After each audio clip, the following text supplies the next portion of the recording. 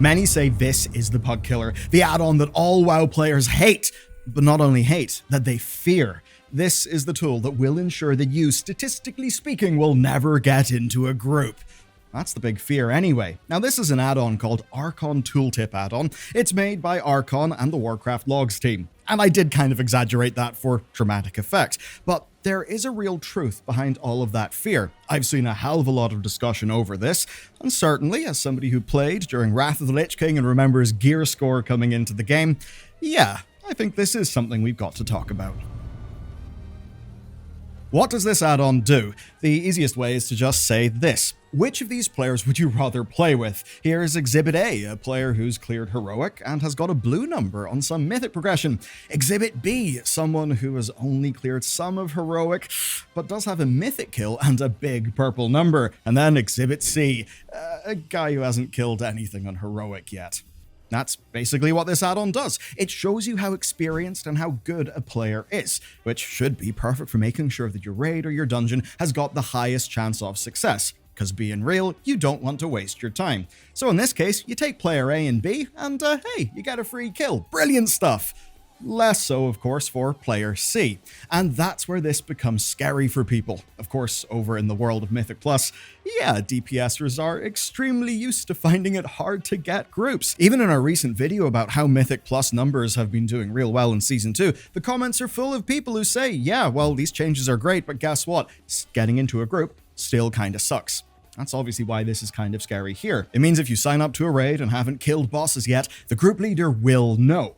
Now that part is not new in a way, because Raider.io is the 5th top add-on on CurseForge and it has been for years, but what's different is that Archon goes one step further. It shows not only how many kills you have, but how well or how poorly you did on those kills. And of course, this led to discussion. It led to a Reddit post being locked and removed, then tons of posts just from players pointing out how this is definitely going to make the game worse. Yeah. A lot of chatter, so let's see if they've got a good point, and to do that, I'll start by explaining exactly what this does. What it does is it shows your parses. This number is a parse and it's simple. It's how big your damage or healing is compared to everyone else's. A 100 means you did more damage than literally anyone else playing your spec, and a 1 means that 99% of people did better than you. And the colors correspond to that. Grey means you're in the bottom 25%, so 75% of people are better than you. Green is the next 25%, meaning you're below average. Blue is the next 25%, meaning you're above average. And then the top 25% is split into purple, orange, pink, and light gold. And basically, people read this just like it's a WoW item. Grey is garbage, green's passable, blue is fine, purple's good, etc, etc, and parsing 100 is literally the best.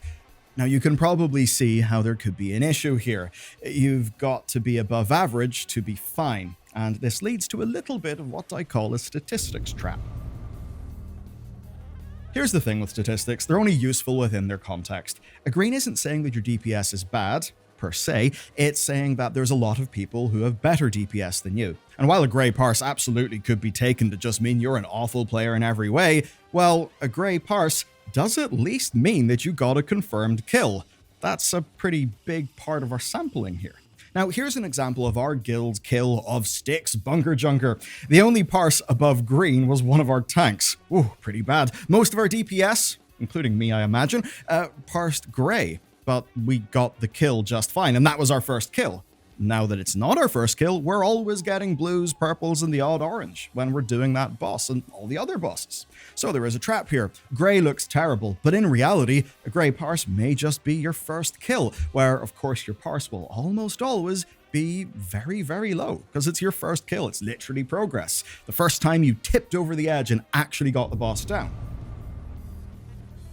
This parse number doesn't care about your gear. You could squeeze every single digit possible, every amount of damage out of your character, and still end up green or blue if you're under-geared. How do you get better gear? Well, by doing content. How do you get into better content? Well, but by having gear. That can be kind of tricky. It's a bit of a catch-22, and it's not a new problem. Again, I was there like the day that Gear Score launched as an add-on, and we were all using it during Wrath of the Lich King. I remember the drama. It felt like a plague washing over the game. And everybody started to realize, oh yeah, this is a massive the rich get richer thing that is applying to gear. And the only way around it is, well, to be in a guild. We're of course now at the stage where that's codified. Item level is displayed in the group finder after all. But what we've done here is just add another wall to the game. Now the thing is, Warcraft Logs also does show your parse within your item level bracket. So you should absolutely pay, I'd say, more attention to that. And it's great that they do that, but it's still not perfect because, say, even the stats in your character matter. But if you go deeper, you begin to realize something that's altogether more concerning. Look, this section kind of pains me. I've been a long-time DPS player, and I do DPS to make my bar big. Ideally bigger than other people's bar. That's why we play DPS. But there is a really sad fact, and that is the damage is not everything. Throughout this video, I've kind of lied to you and I've said things like how good a player is or better than you. Let's be a little bit hyperbolic there. Kind of lying, because a bigger number, well, does mean you did more damage, but that's only one part of the whole picture. I've got a perfect example for you here. Warcraft Logs has another ranking. It's a really cool one that they put together, and it's called Execution. And it's a very rough rank of how many mechanics were done correctly by your team. So, on our guild's Mugsy kill, we earned a parse of 90. That means that of every guild that killed heroic Mugsy, we were in the top 10%. And the way that we play the game is basically to do minimal external reading and pretty much just go in raw and figure things out.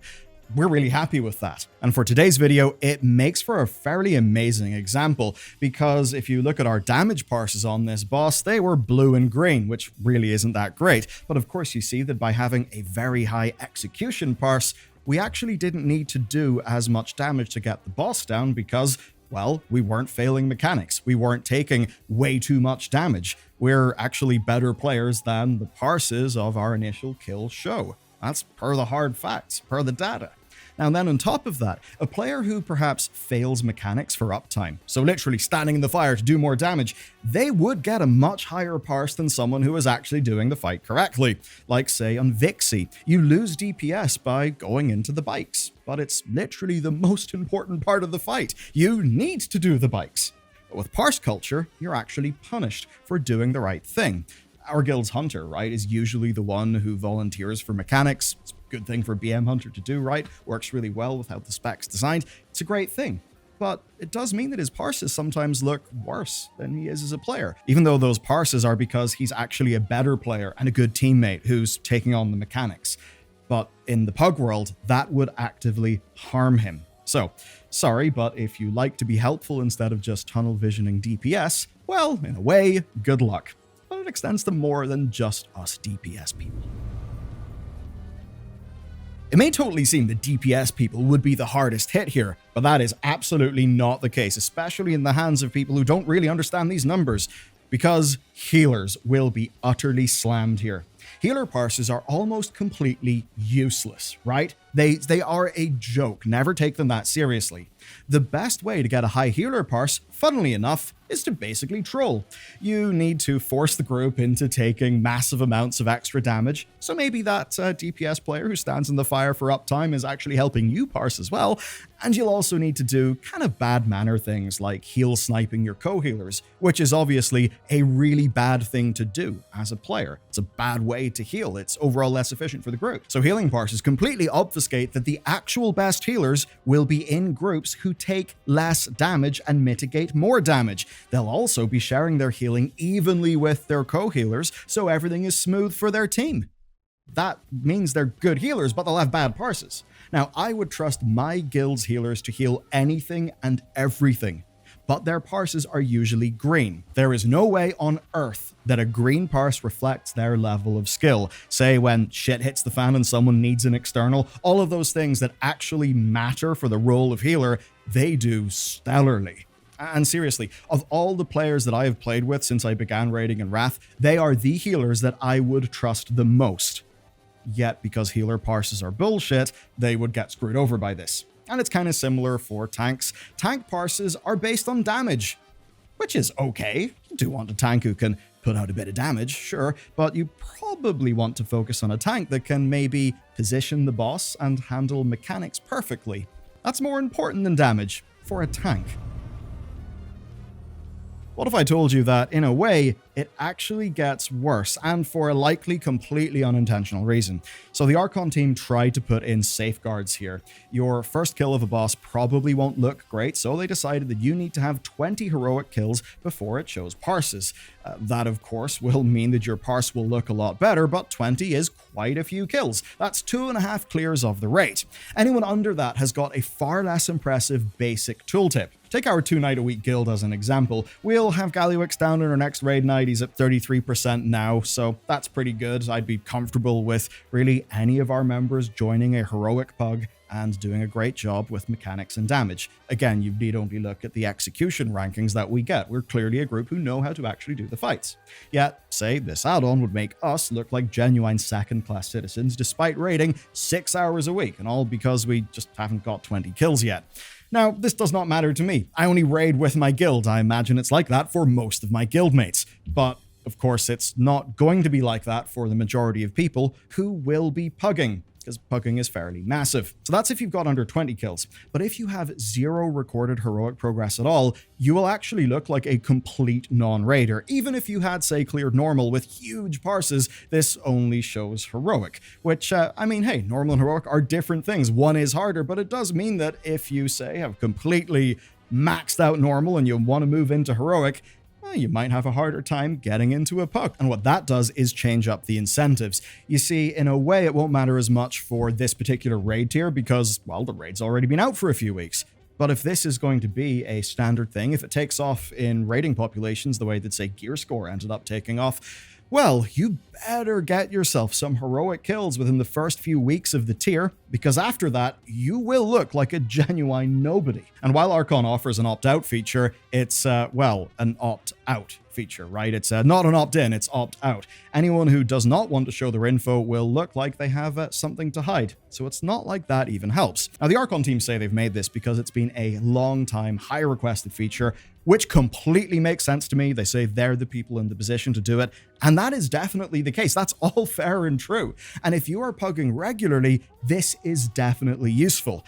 Because in a way, the real problem's not the Archon team or the Archon add-on, it's just a tool that exacerbates, that highlights a social problem. The thing is, though, because it is such a useful tool, it's in a way so good, well, it will accelerate the social problem. Like so many things, it comes back to the phrase, the dose makes the poison. Yes, it always has been the case that people could look you up in Raider.io. But that takes time, that takes effort. Here it's just done by default on a tooltip. That's a far more powerful tool, and it's that power, that dose, that makes the poison and increases the proliferation of this type of culture in the game. Pugging in WoW is already a toxic nightmare. I have not done it, by the way, for years. I exclusively play with a guild, and I kind of love the game. I think there's a correlation there. And Archon does have the unintended, I would say, potential to make those aspects of pugging culture much worse. Where, of course, before you may take a chance on somebody who has got a decent item level and maybe interviews well between the few whispers that you share, but now you'll see they've got grey or green parses and you'll think differently. And that is just basic psychology at work. It's not even your fault. Why would you take a grey parser over a green parser? You have no reason to. And that's not even getting into the deeper social dynamics here. If you're in a pug and you see that the pug is full of grey parsers, you may start trying to point fingers at where things are going wrong. Single out the grey parsers. And if you try to get around this by hosting a group yourself, bad news. It shows for group leaders too, so people may not join yours if you're not good enough. For everyone who's picked because this add-on shows a good stat, someone will be ignored for their worse ones, and it may even create metagaming where people are pursuing parses over mechanics, which of course in a pugging environment, where there's less communication by default, could indeed lead to a little bit of chaos. But will this realistically be a problem?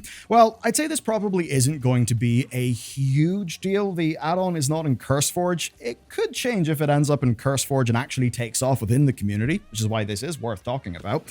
Right now, it's just an extra option in the Warcraft Logs uploader app. So that extra step alone will stop basically every casual player from bothering to download it. So I don't really think this is anything to worry about very much right now. But there has been an interesting backlash to it, and I think that backlash is showing what everybody already knows, that World of Warcraft is in a real weird place right now.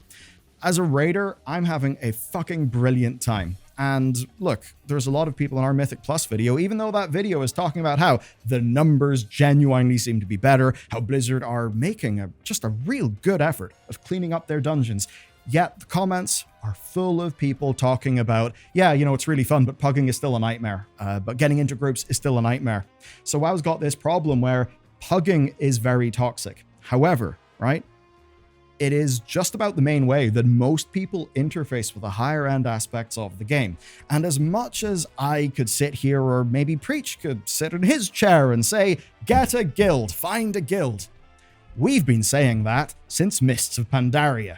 That's when I started. It's when I started watching his content. We've literally been saying it for Mists, and I really don't think we had that much of an impact whatsoever. Pugging realistically drives a humongous amount of gameplay. Everyone knows that, and every single step that we take to make success rates higher do just end up making it somehow more toxic. I think the toxicity comes from a fundamental anxiety that's shared by everyone that they don't want to have a bad time, right? They want to avoid a negative experience. So you want to find data, right? You want to know what the meta comps are so that you can be one, so you'll have a better chance. You'll want players with better parses. But the thing that then happens, what gets optimized? Is it the overall system, or is it those numbers? It ends up being those numbers, and you have a whole bunch of funky little effects, and it feels just like back in Wrath when people used gear score. People behind the curve were excluded back then, they still are today, and that has me thinking about Blizzard's recent talk of new community features. All of this stuff fades away once you see players as people, not as faceless numbers that only serve to contribute to your success. That fundamentally is what should make an MMO succeed, right? If someone in your group of longtime friends messes up or isn't playing that great, it's no big deal. You'll almost certainly be able to help them become a far better player. If a pug messes up, they go straight in the bin. Is that player likely to resubscribe to World of Warcraft?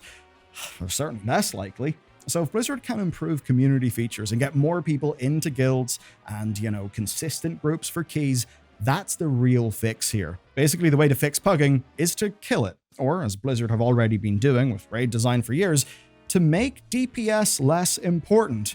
But if they continue making DPS less important for succeeding on a boss, but add-ons like this catch on, and parse culture actually matters for group selection, well, you can see how it would be a rather maladaptive situation. The selection criteria cares about parses, the success criteria does not care about parses as much. It's a developing situation, but it's one that Blizzard needs to take seriously. I think that pugging-related toxicity, just pugging problems, are the #1 threat to World of Warcraft these days. And that's why even though Mythic Plus is having a huge moment because of actual design changes Blizzard have made, there's still a lot of people who don't really feel like they can play within that, either because they hate finding a group or they just don't want to have their time wasted. But if you actually want to learn what's going on in M+, and you should because it's pretty interesting, watch this video next.